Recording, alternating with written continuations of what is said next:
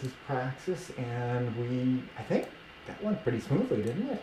We're getting a little bit better, and Amber's with us tonight, which will make the rest of the program go much more smoothly as well.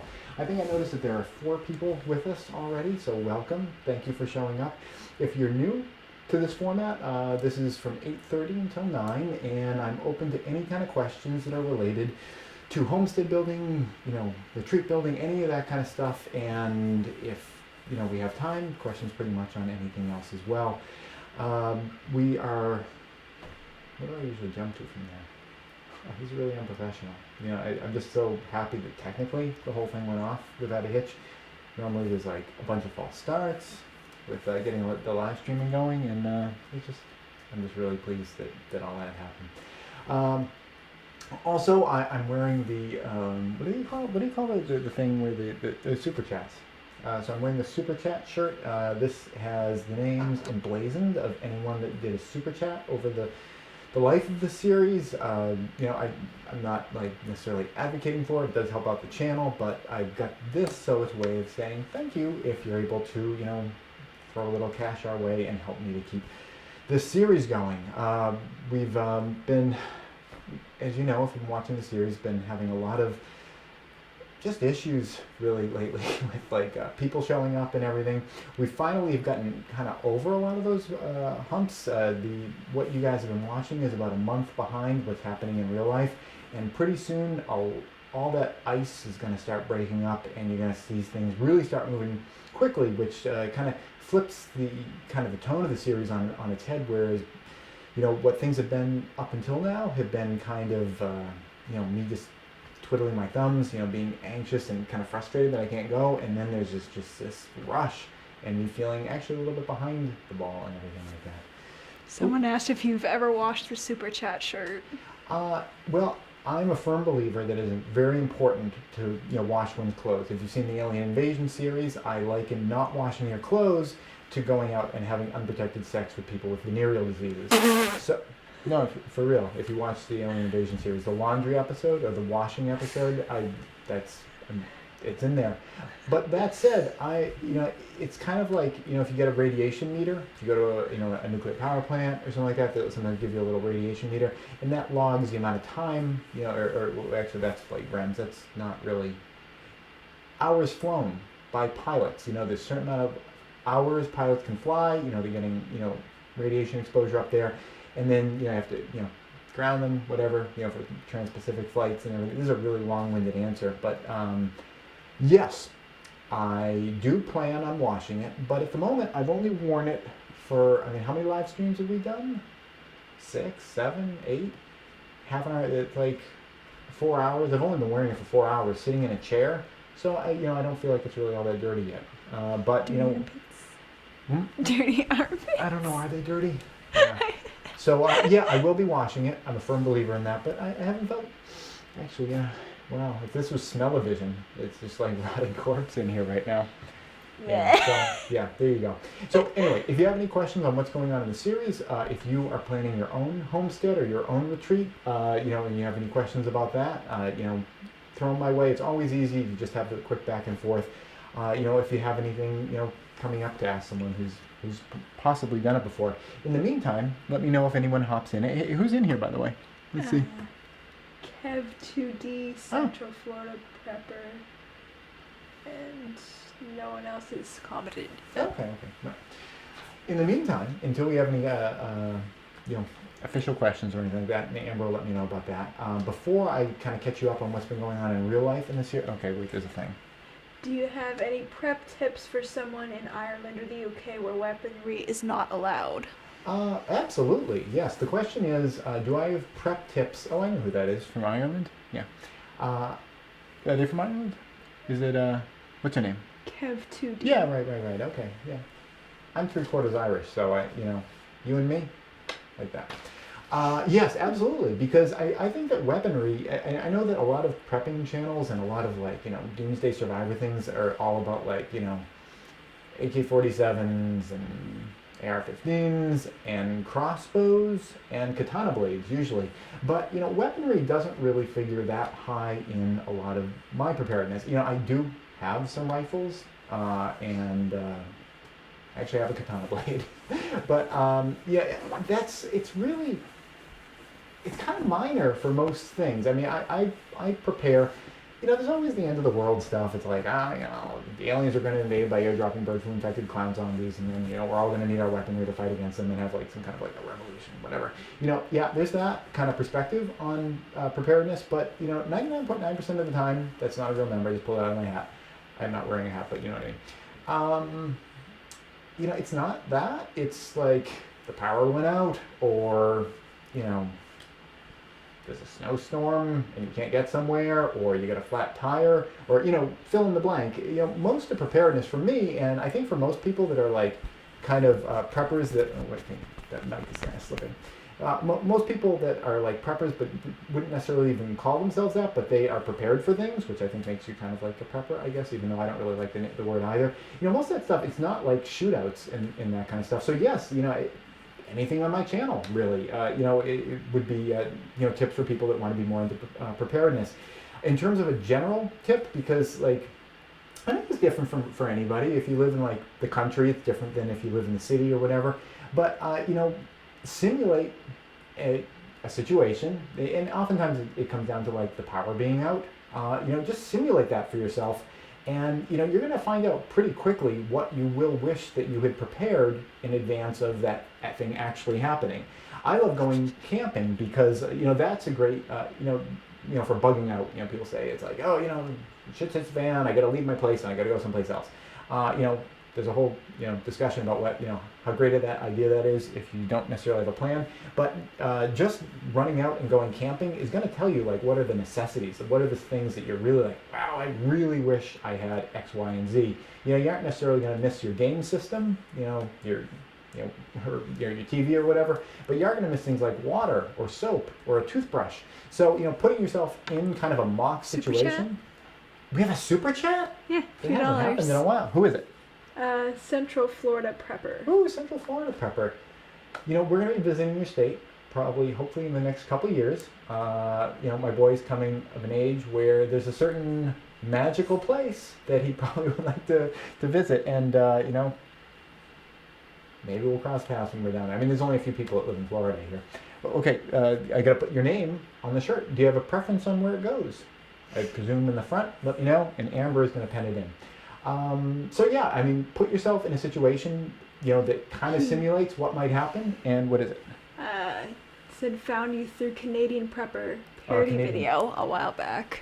Oh yeah, a parody video? Yes. Yeah, Canadian Prepper was, he's kind of like my YouTube hero. He got me into it. He did a video on concrete, several years ago, and I didn't really agree with what he was saying on, and I was like, I should have my own channel. And he kind of got me going, and not that it's like, oh, he's so terrible, he needs to have like a foil to correct everything. I agree with 99.9% of everything that he says, but he's just a really sharp guy, and he's just a great guy. He's very friendly too. He's a very friendly guy, very busy guy, but sometimes he even has some time for praxis. Okay, where are we putting the super chat thing? They haven't replied to that yet, but somebody else has a question. Okay, let's jump to a real question, and then we're going to get to this in a little bit. Okay, what's the question? How big of a solar system are you planning on running at the new place? Okay. Array. When I first read the question, I thought like it was some kind of joke, like ruling the solar system, but not solar power. Okay, I think. Yes. These non-preppers. Yeah. Okay, yeah, so we are going to be putting a solar system into the new place. I don't know. I'm thinking like something in excess of 4,000 watts of solar panels up on the roof, and, maybe up to 6,000 watts, somewhere in that ballpark. And for a battery bank, I'm still kind of working that out. Right now we've got 10 large deep cycle batteries. And those are pretty much enough to run our really terrible refrigerator that's here. And we're running that off of the solar panels that are just out in the front of the house. And they are like 700 watts or so. So we got 700 watts and 10 deep cycle batteries. And what goes on with that is that usually the batteries are kind of not filling up as fast as I'd like because I don't really have that many panels out here, and the wiring is it's junky wiring here. So I'm thinking I need more than 700 watts, and like 4,000 seemed like a good number, like 4 times as much. And the deep cycle batteries, it seems like having 10 of them, it seems like they've got the capacity possibly to run the refrigerator pretty well and some other things. They're just having trouble getting charged from the limited amount of solar panels that I have, just temporarily set up in the front of the house here. So I'm kind of thinking of like doubling or possibly tripling that for those. And the great thing about solar is that like as long as you buy your inverter and your charge controllers and everything, so that they have some overhead, because like a charge controller can only take in so much power at a time. Actually, an inverter is not so much of an issue unless like they're paired. But mostly your charge controller, it has a certain amount of energy you can take in and all that kind of stuff. As long as you kind of buy those bigger than you might need, so there's some overhead, you can kind of grow your system later on. Now, people will say like, well, you don't want to mix old batteries and new batteries, but as long as you've like treated your batteries well and they are still in good condition, you can put some new batteries in there. I've done it. It's not that big a thing. I mean, if you got like really junky batteries that are like just, they can't really get to full voltage and everything, you don't want to be mixing new batteries in with that because they kind of limit it. It's like, a chain's only as strong as its weakest link, and like your battery bank is only as capable of rising to a voltage as high as like your worst battery in there. And that's what happens to them as they get old, is like, you can't charge them as much. And that's like the capacity of the batteries. It's like if you got a 12-volt battery, it rises up to maybe like 14 volts or so when it's like fully charged, and then when it gets down to like 10 volts, it's like, oh god, you're really abusing that battery. You really want it to kind of float between the 12 volts, like it's whatever it's like kind of rated at is like a 12 volt battery.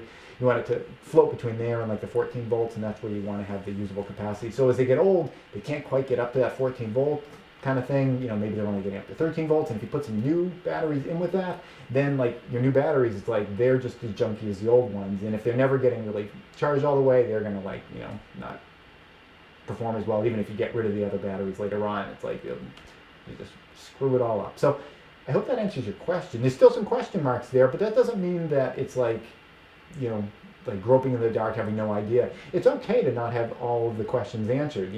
I think living experimentally, there's nothing wrong with that, as long as you're not like painting yourself into a corner, and as long as you get a decent charge controller that can take in plenty of power later on. You're going to be fine, and you won't have to worry about whether or not you can add to the system later. What's up? Do you think a moonshine still would be a good prep item? You could use it to make fuel, barter the booze, and make cleaner out of it. Okay.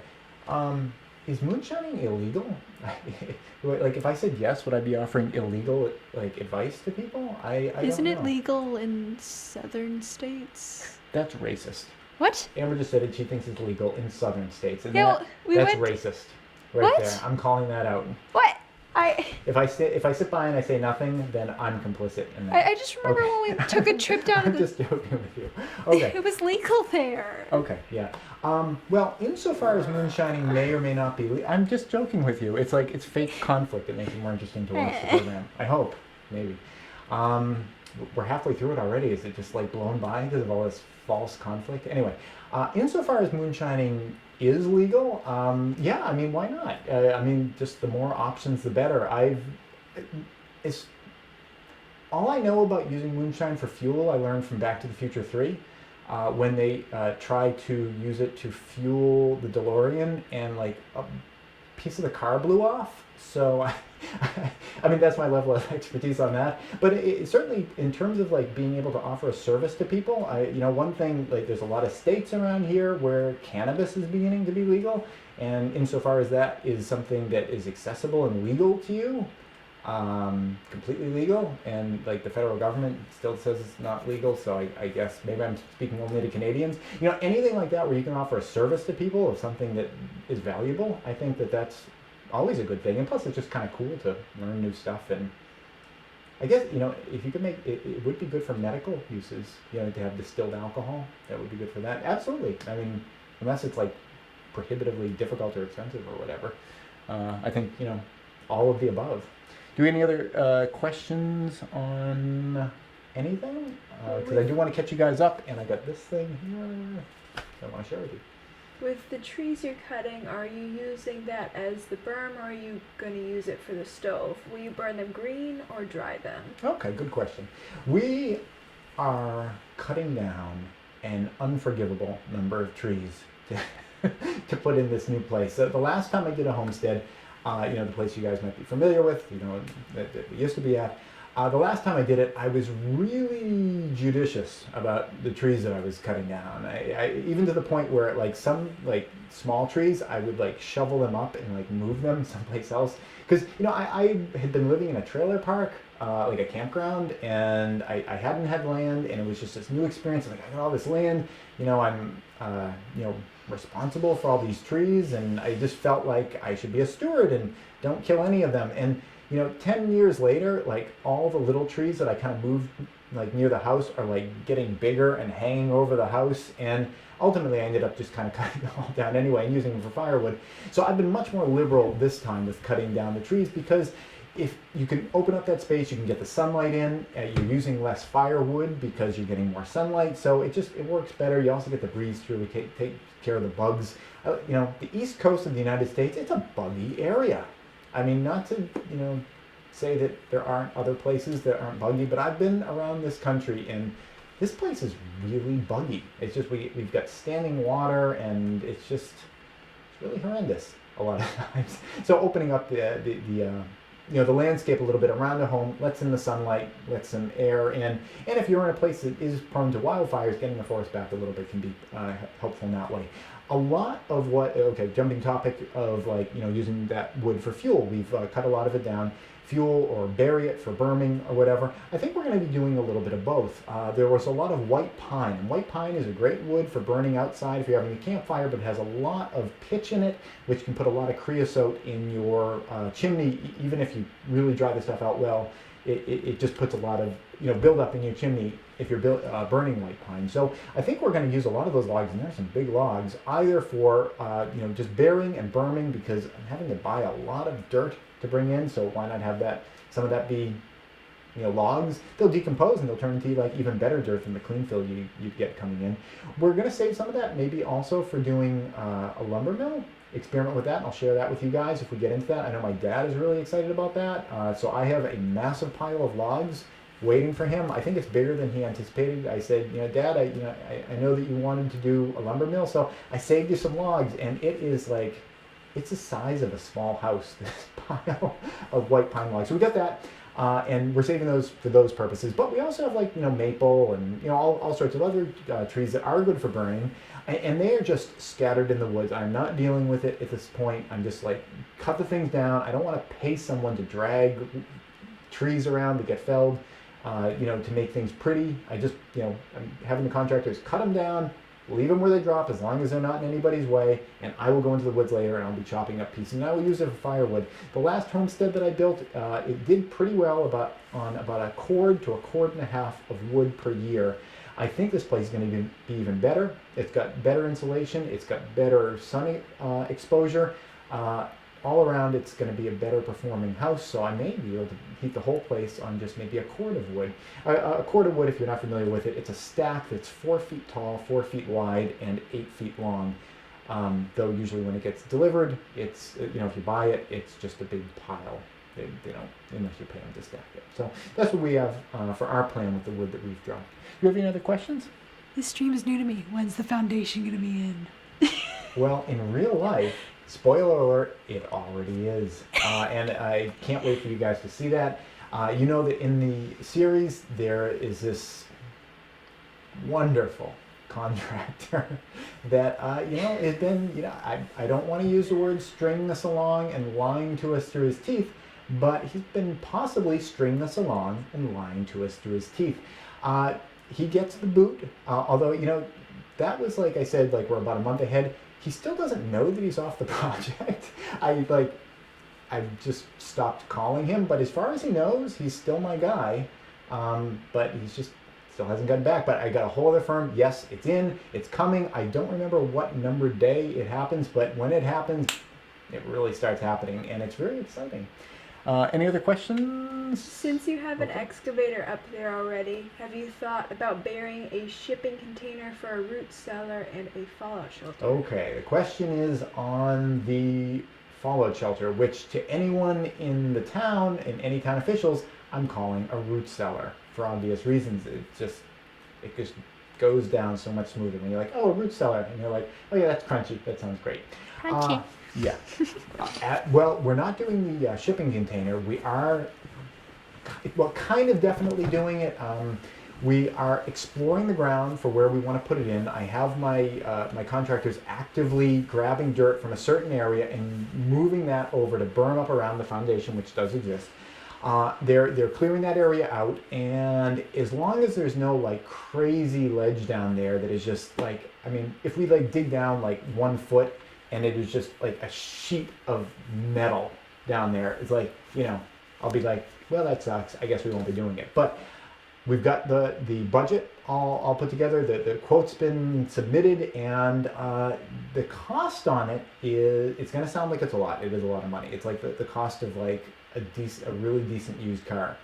But okay, well, the cost of it is $9,000. It's going to cost $9,000. We're not going to do it in a shipping container. I'd be a little concerned with the shipping container rusting out after a little bit, or not a little bit, but after a while. We're going to do it in concrete. It's going to be $9,000. But before you're like, that's ridiculous, I could do so many better things with $9,000 and make a box under the ground because, like, that's just crazy. Consider this. The space that root cellar is going to take up is about 60 cubic yards. It's going to be about 20 feet long by about 8 feet wide by 8 feet tall. It's going to take up a lot of space. I was going to have to buy the dirt to fill in that area anyway because this is in the berming area up around the back of the house. So I'm going to save about $2,000 worth of dirt that I was going to have to put in there anyway. I only have so many logs, and I know I'm going to have to be bringing in dirt. So it's going to save me $2,000. So that brings the $9,000 down to $7,000. Also, as soon as the thing's done, I'm going to have an instant like storage shed. I wanted to have a shed on the property somewhere. The last time I built a shed, at the old homestead, I did it myself, and it cost about $4,000 just in the materials and everything.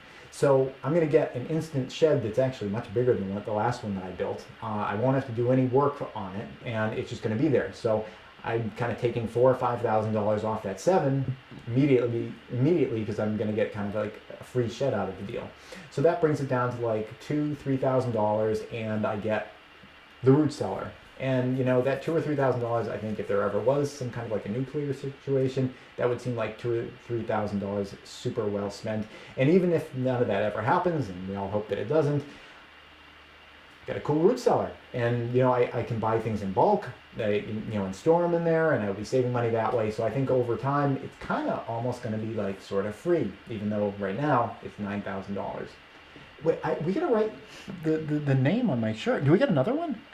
Same person. They contributed $2 first time, $2 second time, so $4 now. Sounds like we have to write someone's name twice. Let's get going.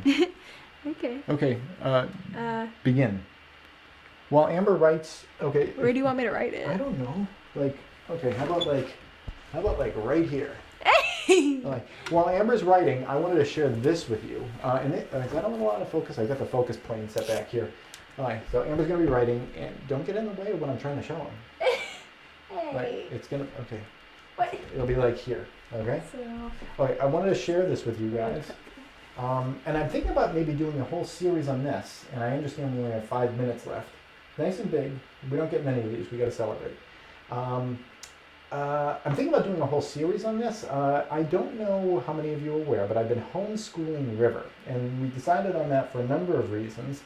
And it's been going really well. We just finished our first grade year, and we've been following the Common Core standards as just sort of a benchmark, and we've been going well beyond Common Core. He's in first grade, allegedly, but he's doing fourth grade math, multiplication. He knows tons of different alphabets and languages. He knows way more history than they normally would in first grade. It's going really well. And this was a little book that he worked on because we've been studying the medieval period. And the medieval period was chosen because, well, there you go. Thank you so much. I can't even, Central Florida Prepper right there. It's right in like the area that, like, if I lived in Florida, I'd have a shirt and that part would be like cut off. what? Yeah, like people walking around in like cropped shirts. Like this? Do they still do that? I don't know. I don't know. I haven't seen people do that. So anyway, he made this book, and I just want to show you guys the awesome penmanship here. I bring it closer, except then I have to change the focus on the camera. But he was writing little bits about different people in medieval life, different sort of levels of society. Poorer people, wealthier people, and everything. It's gone really well. His penmanship is just really, really nice. Do we have any questions? Otherwise, I wanted to just... yes, we have a question. I don't think I'm going to be able to catch you guys up on what's going on right now, but that's okay. That's what this is primarily about, is, answering your direct questions. And, I guess you'll find out what's going on right now as the series unfolds anyway. What's the question? Will you have any pets at the place? Not house pets, but like sheep, cattle, or goats. Mm-hmm. Absolutely. My feeling on animals and having them is that they are wonderful, but kind of sometimes a bit of a burden. Like if you want to go anywhere, you got to find someone to take care of them and all that kind of stuff. But that said, we are definitely planning on having chickens, right? Yeah. Chickens there. I think chickens or like any kind of like fowl would be kind of nice for a number of reasons. You get the eggs, obviously that's why a lot of people have them. But also the ticks have just been horrendous. And while I know, having chickens is not a panacea, and like the tick population won't go like extinct in our area, every little bit counts. So we're definitely planning on having chickens. I would also like to do aquaculture, possibly. That's something that's like kind of a next stage project. At the moment, we just want to like have the house, but I think I would like to get into catfish, because catfish is Amber's a full vegetarian. I don't want to like horrify you, but catfish is kind of a not terrible food as long as they're like living in a place that's not like mud and muck. I mean, it's kind of healthy. I don't want to eat them. Catfish have 2 sets of teeth. They're like H.R. Giger aliens. Look it up. They've got like 2 jaws. It's horrifying. What is this word? IOSAT? Is it an acronym? IOSAT. Oh, IOSAT. Are we talking about radiation? Maybe. What's the question?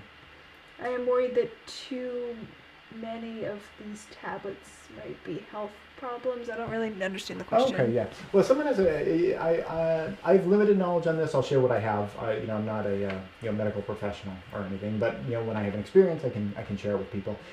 First off, I've never taken an IOSAT tablet. I have faith that they would do what they say that they're going to do. For anybody who's like Amber and doesn't have the slightest idea what an IOSAT tablet is, it is a potassium iodine tablet, which is usually, people will hold on to it in the case of like a nuclear meltdown or something like that.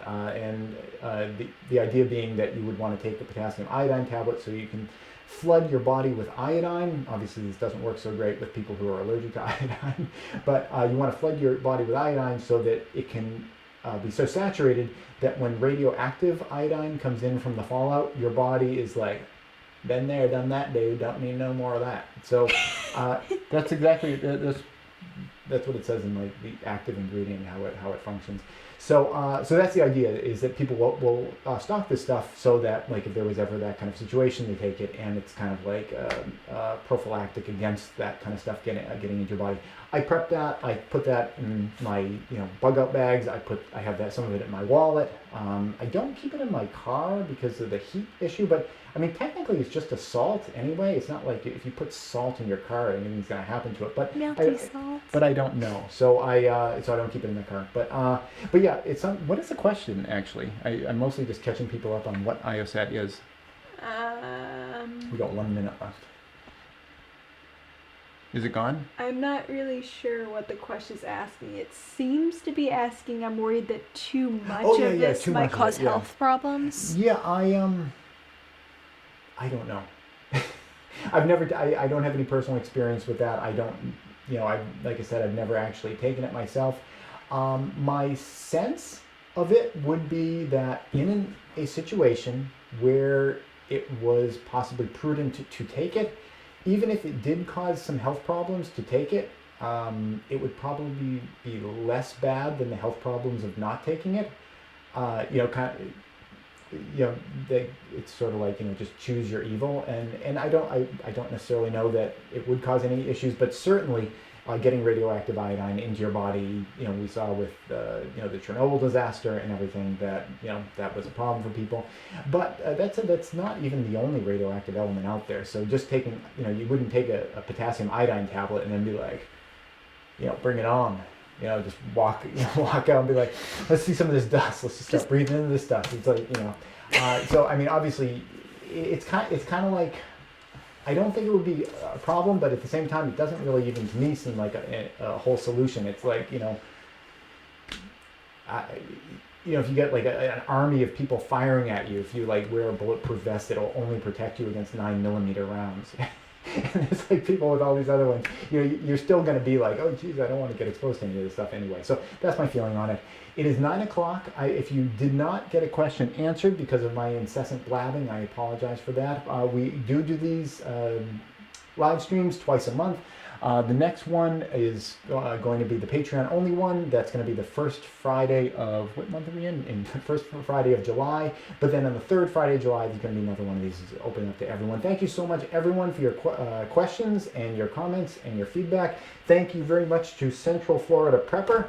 Just flash their name again for your super chat. So much, very much appreciated. I know that this series of doing the homestead and everything has been horribly unpopular with most of the people that have been subscribed to my channel, but there are you guys, my core audience, and you guys are the ones I'm making this series for. There's like between 100 and 200 of you, and anyone who is watching the series, kind of religiously, obviously you guys are really committed to doing this, and you are the one that I'm making this series for. I'm not doing it like to get thousands of hits or views on YouTube, because I'm not, and I never thought that I would. I'm doing this for you guys because I've done this before, I'm doing it again, and if I can help and inspire any of you guys to consider doing this on your own, and if you do it, be potentially more successful at doing it, that is why I'm doing that. And I really appreciate you guys' support and positive feedback, encouraging me to keep doing this, because certainly the view counts are not at all doing that. But again, the view counts aren't important to me because it's really for you personally, you watching this right now, that I'm doing this. So that's it. Thank you very much. Thank you, Amber, for coming down and joining us. I always try to get her as much as I can, but she's a busy girl. So that's it. Can you do a tasteful click out on the closer video there? Yeah, right there. Thanks for watching. Please subscribe and tune in every Friday at 4:30 New York time for a new video. And if you'd like to support this channel, you can do so both through Patreon or PayPal.